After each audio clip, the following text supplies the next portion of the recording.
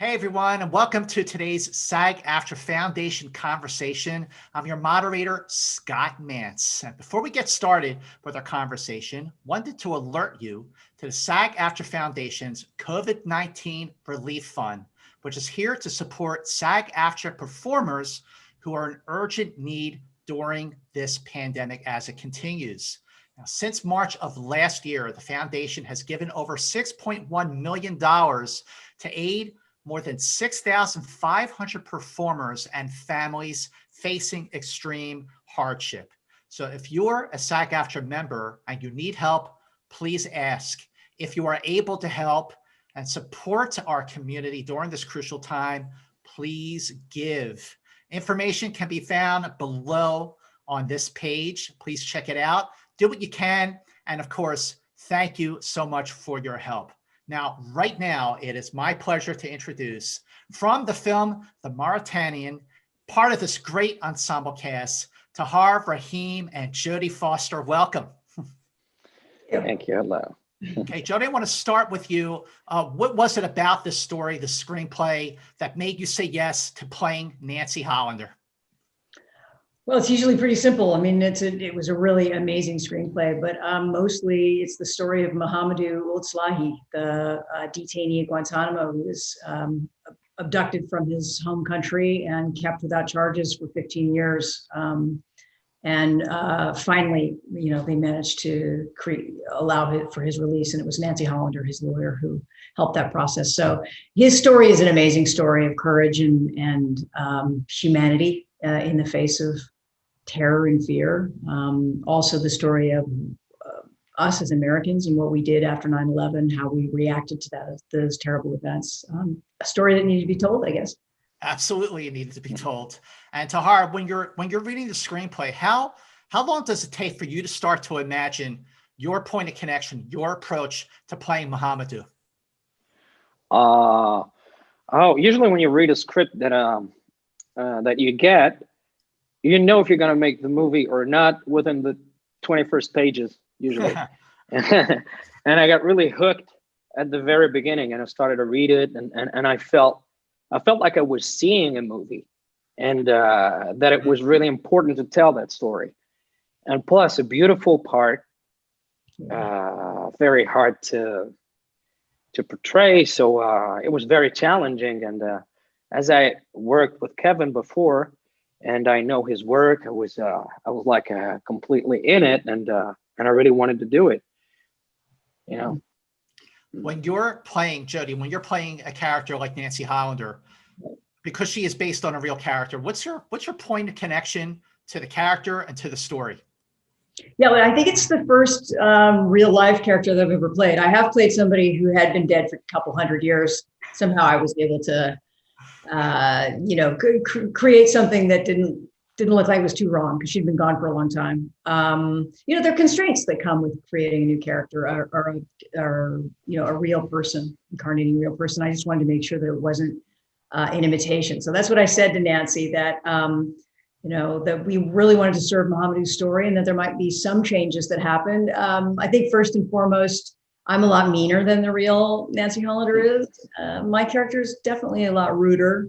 She didn't mind that. I think she's okay with it. She is somebody who does wear, bright red lipstick and red nail polish, and loves clothes and, race cars and things, which you wouldn't normally associate with somebody that looks like her or that's an attorney like her. Tahar, when you're playing a real character like Mohamedou, do you find it helpful or kind of a burden to meet the person before you play the person?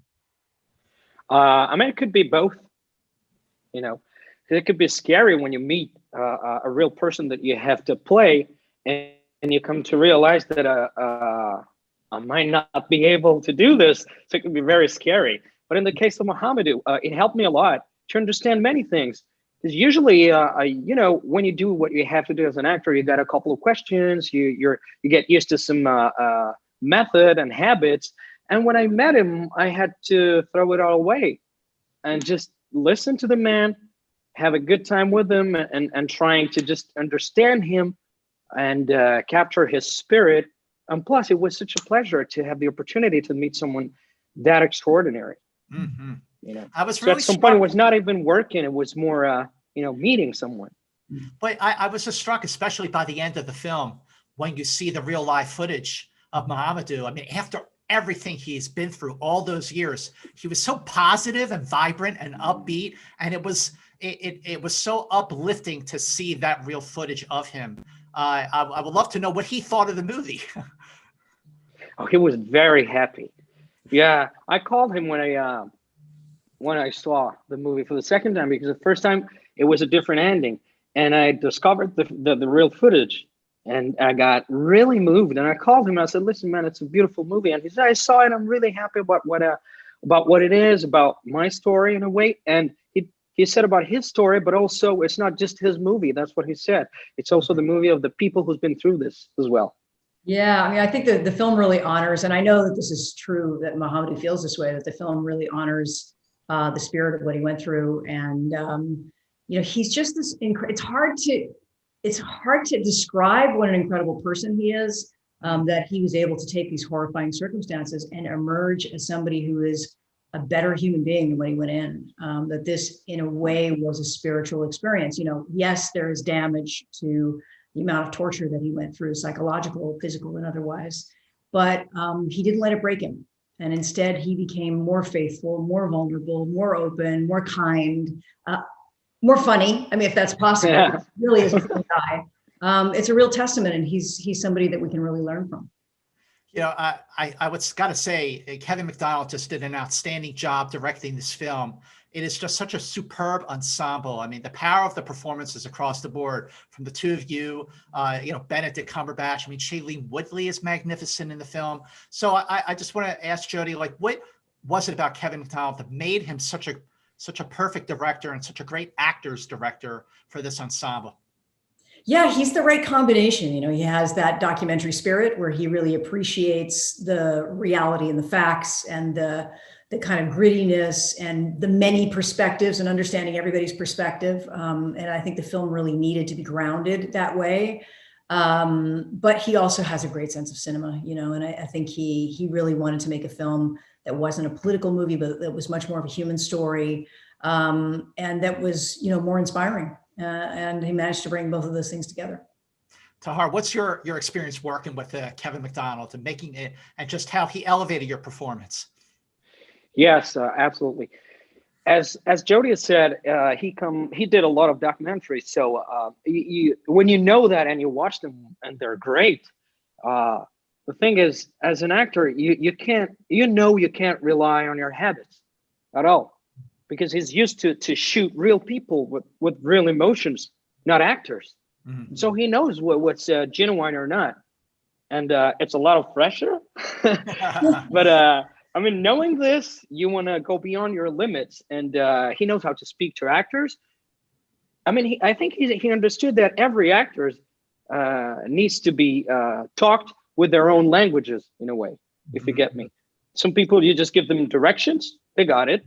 Some others, you say blue, but finally they're going to understand green, and it's he knows how to adapt. And plus, I wanted to add something about what Jodie said before. What makes Kevin also this movie very articulate is that the book is as thick as that, and the way they created and wrote the movie and edited the movie is very, very efficient, because it's very hard to tell three different stories and just make kind of a contraction of 14 years, and I think they did a good job. Very good. I mean, I think they did a great job, and the reason for that, I want to get both of your take on how, when you're watching the film, your loyalties shift, your perspective changes. Like, I went into this movie with such a very surfacey type of understanding of what happened to I started the movie judging it one way, and I realized I was wrong.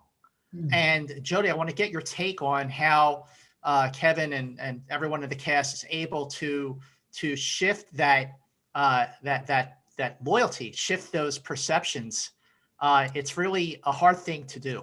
Yeah, well, if you know, like all Americans who were here during 9/11, it was a terrible, terrifying, fearful time for us, unlike anything that any of us had ever experienced in our lifetime, you know, if you were under 70 or 80.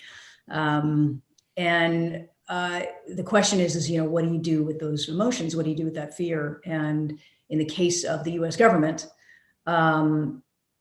it reacted to fear by throwing away the Constitution and throwing away the rule of law, and you know, becoming worse than a bully. You know, really perpetrating a dark historical moments, and you know, we have had other moments in our history that have been dark like this, and we have to have some kind of revisitation where we go back and really see what the truth is and what our part in it was and how we reacted, so that we can make restitution and make sure that never happens again. Absolutely. There isn't a redemptive, you know, quality to this movie where the audience goes through being certain of one thing, being certain of the guilt of Mohamedou, being certain of how the circumstances were and how history was, and then having to revisit that history and say, no, I was wrong. Mm-hmm. Yeah, Tahar, I want to ask about reaching that truth for Mohamedou, to connecting with that truth, but also about, because it's not just an emotionally grueling performance, Tahar, it's a very physical performance. So I want to talk about your prep for you know, losing the weight and having to endure those tougher scenes. Yeah, it was tough. But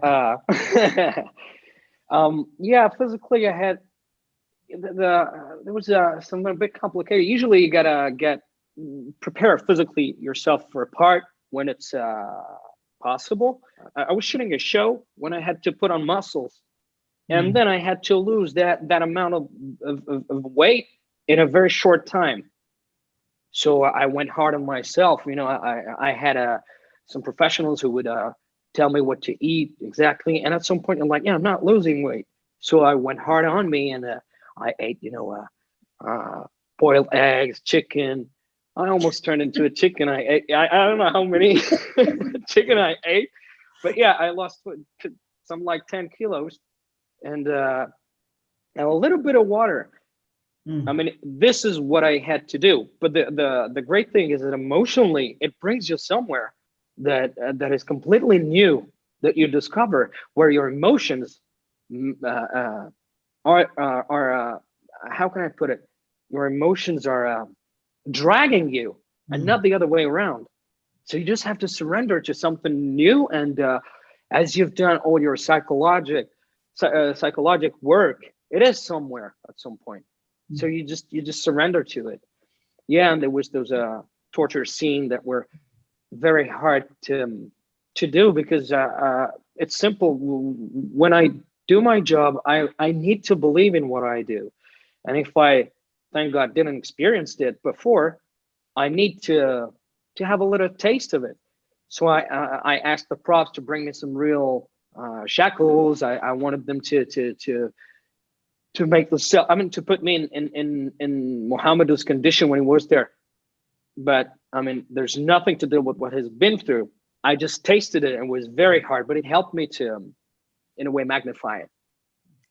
Jodie, the first time that you and Tahar worked together for a scene, can you tell us about just the process, the collaboration, the way you work through it? Because I mean, obviously very, very charged scenes, very powerful scenes, how you work together to elevate each other. Yeah, well, we were able to, it was just great, as we were able to have a little bit of rehearsal. Unfortunately, I got sick. I went back to the United States. I got super, super sick, and I wasn't able to come back to set quickly enough. So poor Tahar had to do all these very difficult long monologues before I got there that hadn't been scheduled. But yeah, it's just so beautiful to just be in the room and watch that happen. Both Shailene and I, she is somebody that I just adore, and we had a wonderful time together, working together, and spent a lot of time in a little air-conditioned, well, quasi-air-conditioned tent close to the set. And it was just such an honor to be in the presence and to just be the people that were holding space for that moment for Tahar, for him to really inhabit Mohamedou's story. It's always hard to describe those moments where you're in a room and and you get to witness something that just is so authentic and so real. And it just felt like such an honor. Tahar, are you able to describe those moments? Look, the honor was mine, first of all. Yeah, but Jodie's right. Sometimes it's very complicated to describe it, because you know what you have to do. It's written. You come on set.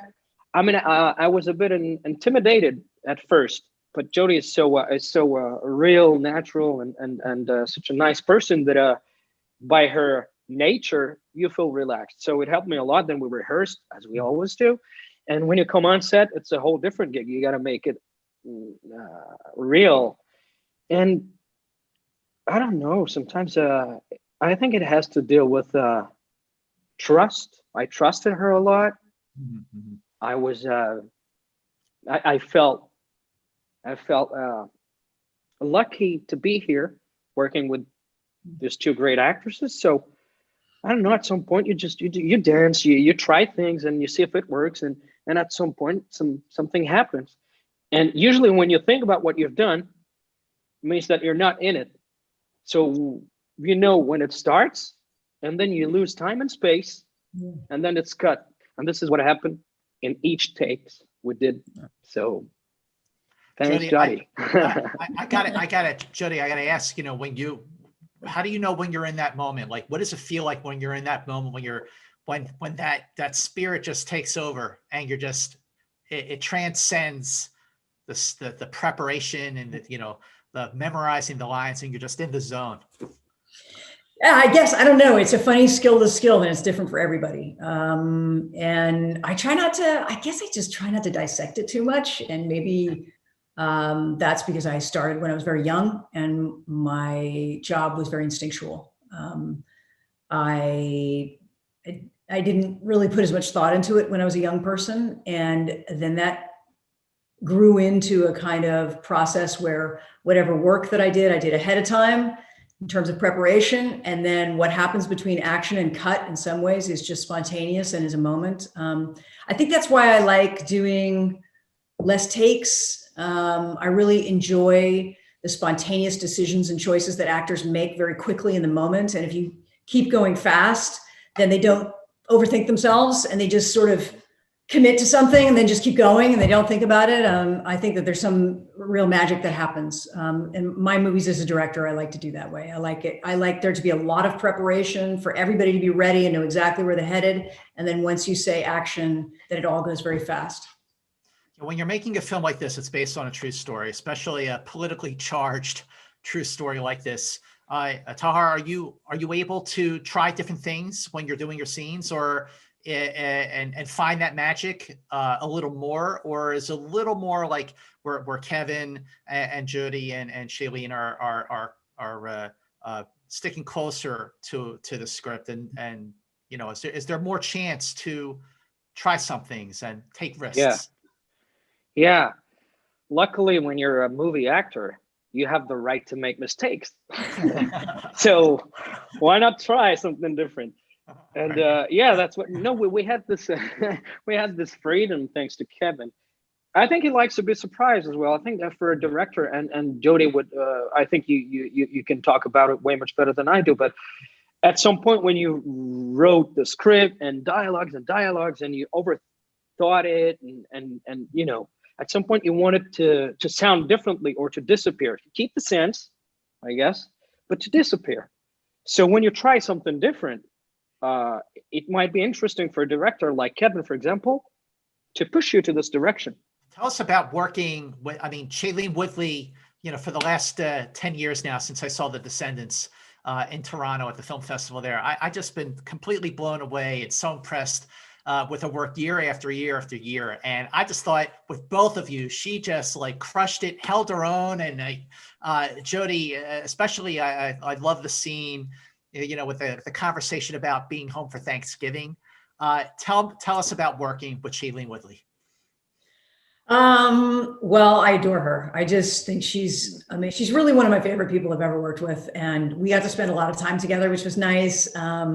Hanging out and, drinking tea, because it's South Africa. So we drank a lot of rooibos and talking about movies and talking about camping and football and, you know, crazy things that you come up with. And those are times that I really treasure with actors, where you're not talking about the role or the movie and you're just having an experience with each other, you know, 3 a.m. and you're all huddled together telling dirty jokes or, you know, however that is. I mean, that to me was how I grew up, and I got to have that really, just that wonderful connection, that one-on-one connection with her. She's an extraordinary talent, but she's also really somebody that is the most authentic and has her feet on the ground and is just like a really normal person. Absolutely. She wears a backpack just like I do. So, you know. Tahar, what's your experience working with Shailene? That was great. That was great. She's such a nice person, and as an actress, she's incredible. Everything I've seen from her, I was blown away because she's so real, and she's got those deep speaking eyes that would throw the necessary warmth that my character needed when he was weak. And you know, as an actor, when I would lose a little bit of self-confidence, when I was go a little bit out of Muhammad, I would look at her and I get back to it. So she is great, and plus, yeah, being a great actress and a nice person is a gift. Yeah. What's when you're prepping for a role like this, for both of you, and you're prepping, you're practicing your lines, you meet, you rehearse, and you get into it, you get into the zone. How do you make a movie like this and decompress and get out of it again? Jodie, let's start with you on that. Oh, I know that's a big question for Tahar. You know, Nancy's character, I think, you know, obviously has a different trajectory in the movie. It always helps for me to be on location. You know, it's easier to be someplace out, far away from your family, far away from the things that you know, just thinking about nothing else but the movie.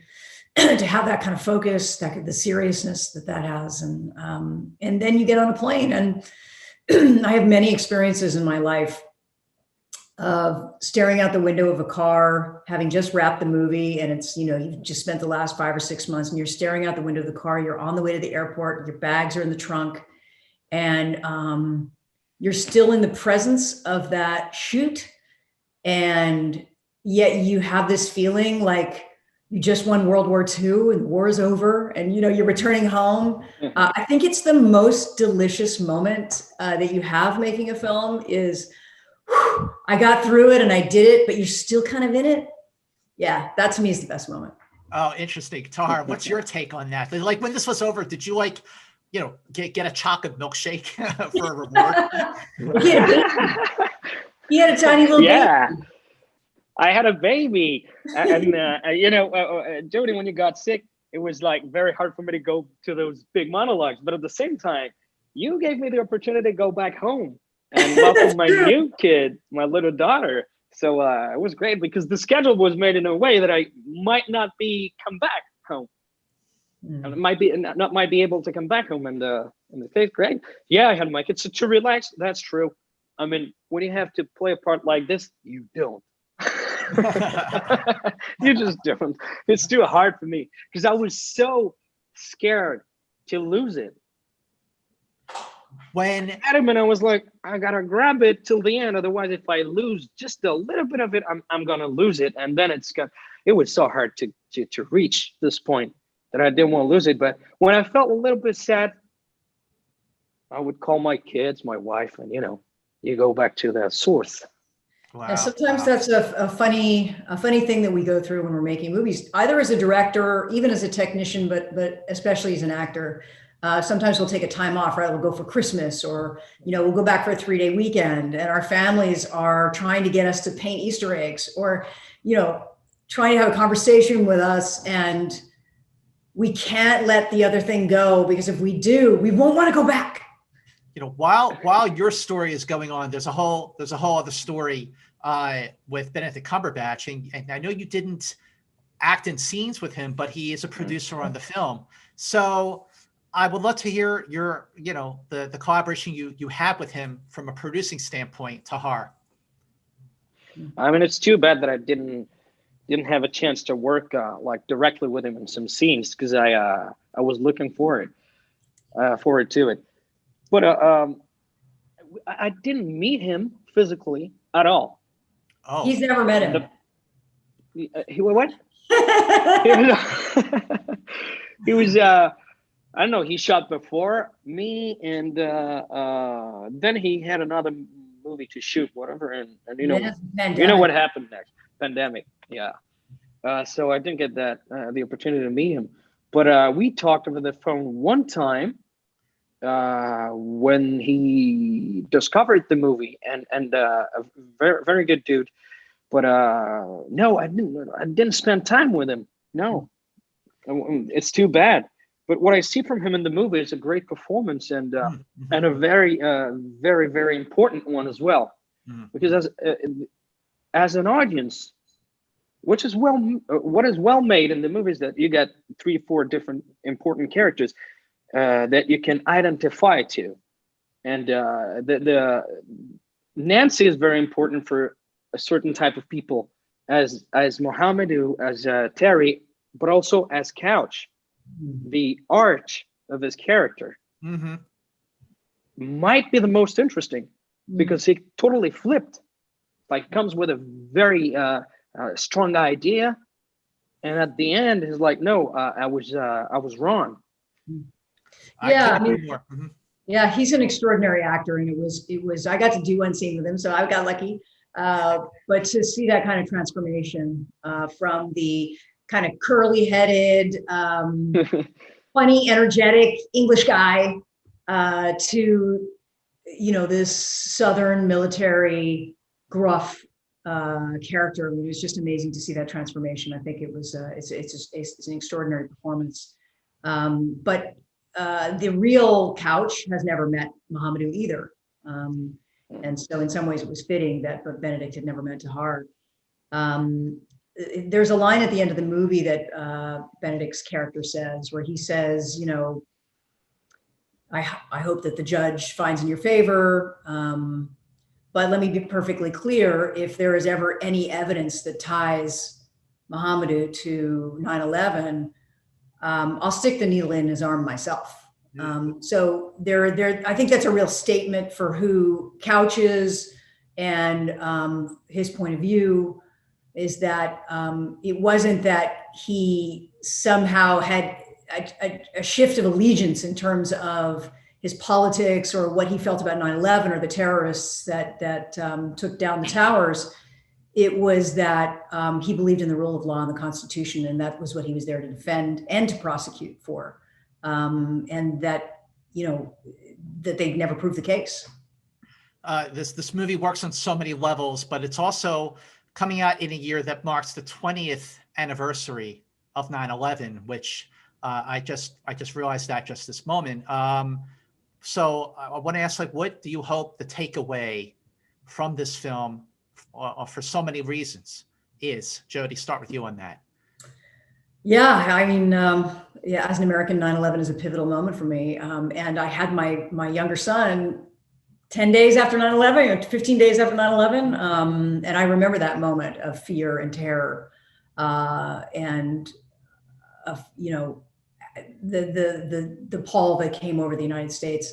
And what's interesting in the movie is that Mohamedou's character is somebody who is falsely accused of masterminding 9/11, who was imprisoned for 15 years with no charges, abducted from his home, tortured, that faced with fear and the terror that he encountered, that he became this better human being.